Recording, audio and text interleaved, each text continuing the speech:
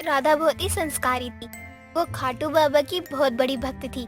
उसका मन हमेशा से ही खाटू श्याम जाने का मन था, लेकिन उसके माता पिता ने कभी भी उसको खाटू श्याम जाने की आज्ञा नहीं दी।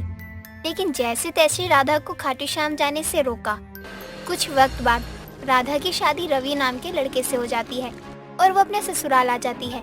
अगले दिन सुबह जल्दी उठकर राधा घर का सारा काम करके पूजा करने लग जाती है।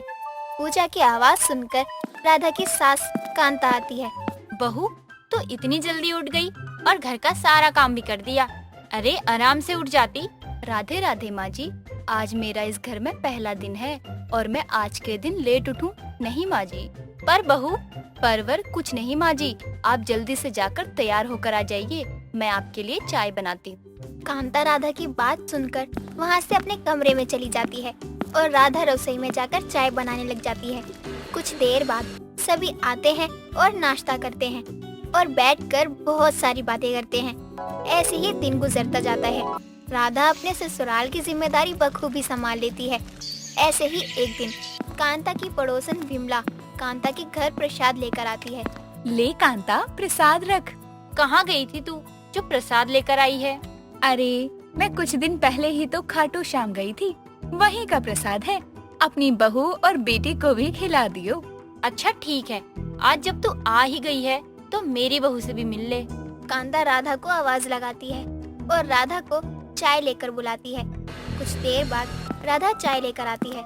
राधे राधे आंटी जी, ये लीजिए चाय। राधे राधे बहू। अरे वाह कांता, तेरी बहू तो बहुत सुंदर है, बिल्कुल राधा रानी की मूर्त की तरह। और देख तो इसका नाम भी राधा है। ये ले बहू, इस प्रसाद को मंदिर में रख दे। शाम को जब रवि आएगा तो उसको दे दियो। जी माँ जी। राधा इतना बोलकर वहाँ से चली जाती है और मंदिर में प्रसाद रख देती है। राधा के जाने के बाद विमला बोलती है, कांता एक बात तो बता, तेरी बहू भी खाटू श्याम की भक्त है क्या? पता नहीं, हमें तो उसने कभी नहीं बोला कि वो खाटू श्याम बाबा के मंदिर गई है। लेकिन तू ऐसे क्यों पूछ रही है? नहीं ऐसे ही, तेरी बहू नमस्ते की जगह राधे राधे बोल रही है ना, इसीलिए पूछा। विमला और कांता कुछ देर बातें करते हैं और फिर विमला अपने घर चली जाती है। ऐसे ही दिन बीतते हैं और राधा एक दिन अपने पति से कहती है, सुनिए रवि जी, हम खाटू श्याम बाबा के मंदिर चलते हैं। मेरा बहुत मन है कि मैं खाटू बाबा के मंदिर जाऊं। नहीं राधा, अभी मेरे पास वक्त नहीं है। मैं तुम्हारे साथ खाटू श्याम नहीं जाने वाला, ठीक है? अब अकेली चली जाओ तुम, हम कभी और चलेंगे, ठीक है? मैं अपने मायके से सुनती आ रही हूँ, हम बाद में जाएंगे, लेकिन आज तक मैं खाटू बाबा के मंदिर नहीं जा पाई। अगर मेरे पास समय होता तो मैं तुम्हारे साथ जाता, लेकिन मुझे माफ कर दो, मेरे पास समय नहीं है ना, क्या कर सकते हैं। रवि की बात सुनकर राधा बहुत उदास हो जाती है और बिना कुछ बोले चुपचाप सोने चली जाती है। ऐसे ही दिन गुजरता है और राधा की उत्सुकता बढ़ती जाती है। ऐसे ही एक दिन राधा रसोई में खाना बना रही होती है कि तभी कांता आ जाती है। बहू, तूने रवि को खाटू श्याम का प्रसाद दे दिया था या भूल गई थी? हाँ माँ जी, मैंने रवि जी को प्रसाद दे दिया था और उन्होंने खा भी लिया था। कांता राधा की बात सुनकर एक गिलास में पानी भरती है और वहाँ से जाने लगती है। तभी राधा पीछे से आवाज लगाती है, माँ जी, मुझे आपसे कुछ बात करनी थी। हाँ बोल बहू, तुझे क्या बात करनी है? कोई बात है, कहीं बाहर जाने हैं या मायके की याद आ रही है? अरे नहीं नहीं माँ जी, मुझे तो बस आपको खाटू श्याम जाने के लिए बोलना था। मेरा बहुत मन है हम लोग खाटू श्याम बाबा के मंदिर जाएं, और बहुत सुना है उनके बारे में, दूर दूर से लोग उनके दर्शन के लिए आते हैं। क्या बहू, तू भी खाटू श्याम जाने की बात कर रही है?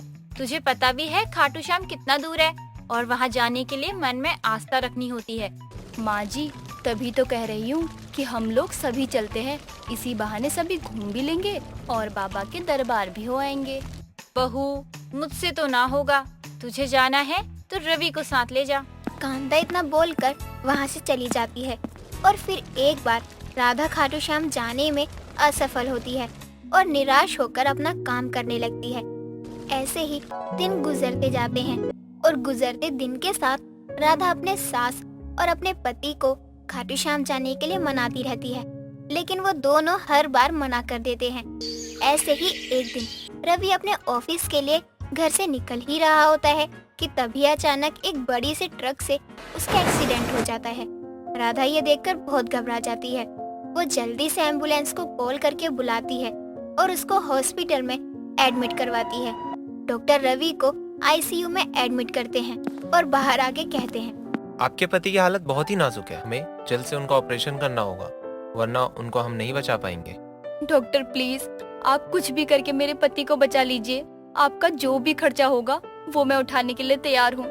देखिए मैडम, हम अपनी तरफ से अपना बेस्ट देंगे, बाकी आप जल्दी से जाकर जो भी फॉर्मेलिटी होती है वो पूरा कर लीजिए। उसके बाद मैं आपके हस्बैंड का ऑपरेशन स्टार्ट कर सकता हूँ। डॉक्टर इतना बोलकर वहाँ से चले जाते हैं और राधा जल्दी से जाकर सारी फॉर्मेलिटी पूरी करती है। डॉक्टर रवि का ऑपरेशन शुरू कर देते हैं। बाहर राधा और कांता भगवान से प्रार्थना कर ही रही होती है कि तभी राधा मन में बोलती है, हे खाटू बाबा, अगर मेरे पति का ऑपरेशन सही से हो गया तो मैं आपके दरबार में चल कर आऊंगी। बस मुझे निराश मत होने देना बाबा। बहू तू चिंता मत कर, सब ठीक होगा। जी माँ जी। राधा और कांता दोनों डॉक्टर का बाहर आने का इंतजार कर रहे होते हैं। कुछ देर बाद ऑपरेशन थिएटर की लाइट बंद हो जाती है और डॉक्टर बाहर आते हैं। मुबारक हो, आपके पति का ऑपरेशन सक्सेसफुल रहा। कुछ दिनों बाद इनको यहाँ से डिस्चार्ज भी मिल जाएगा। डॉक्टर की बात सुनकर राधा और कांता बहुत खुश हो जाते हैं और डॉक्टर को धन्यवाद करते हैं। ऐसे ही दिन गुजरता है और धीरे धीरे रवि ठीक हो जाता है और कुछ वक्त बाद उसको हॉस्पिटल से डिस्चार्ज मिल जाता है। राधा रवि को घर लेकर आती है और उसकी बहुत सेवा करती है, जिससे रवि अपने पैरों पर दोबारा खड़ा हो जाता है। ऐसे ही एक दिन सभी घर में बैठकर बातें कर ही रहे होते हैं और राधा हाथ में दवाई और पानी का गिलास लेकर रवि को देती है। माँ जी, अब तो रवि जी बिल्कुल ठीक हो गए हैं। क्या अब हम खाटू बाबा के मंदिर चल सकते हैं? क्या बहू, ये तूने खाटू श्याम जाने की कैसे जिद लगा रखी है?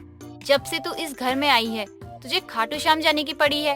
अरे अभी तो रवि पूरी तरह ठीक भी नहीं हुआ है, कम से कम उसको अपने पैरों पर अच्छे से खड़े तो होने दे। माँ जी, रवि जी खाटू श्याम बाबा की वजह से ही ठीक हुए हैं। अगर आप लोग नहीं जाएंगे तो मैं अकेली चली जाऊंगी। हम कोई और मंदिर भी तो जा सकते हैं ना, जरूरी थोड़ी है कि खाटू श्याम ही जाए। रवि जी, जब आपका ऑपरेशन हो रहा था तो मैंने मन्नत मांगी थी कि आप ठीक हो जाएंगे तो मैं खाटू बाबा के दरबार जाऊंगी।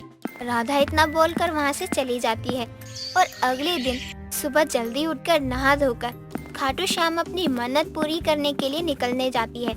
रास्ते में उसको कई दिक्कतों का सामना करना पड़ता है, लेकिन वो फिर भी अपनी हिम्मत नहीं हारती और जैसे तैसे करके खाटू श्याम मंदिर पहुंच जाती है। पैदल जाने की वजह से उसके पैरों में छाले हो जाते हैं, लेकिन फिर भी पूरी श्रद्धा के साथ वो मंदिर में दर्शन करती है और पूजा करके अपने घर वापस आ जाती है। घर पहुंचकर वो सबको प्रसाद देती है और कांता बोलती है, बहू हमें माफ कर दे, तेरी श्रद्धा देखकर तो मैं धन्य हो गई कि मेरी ऐसी बहू है जो अपनी फिक्र करे बिना अपनी मन्नत पूरी कर ली। अगली बार तुझे जब भी खाटू श्याम जाना होगा मुझे बोल दियो, हम सभी मिलकर तेरे साथ जाएंगे। कांता की बात सुनकर राधा की आंखों में आंसू आ जाते हैं और वो अपनी सास कांता को गले से लगा लेती है।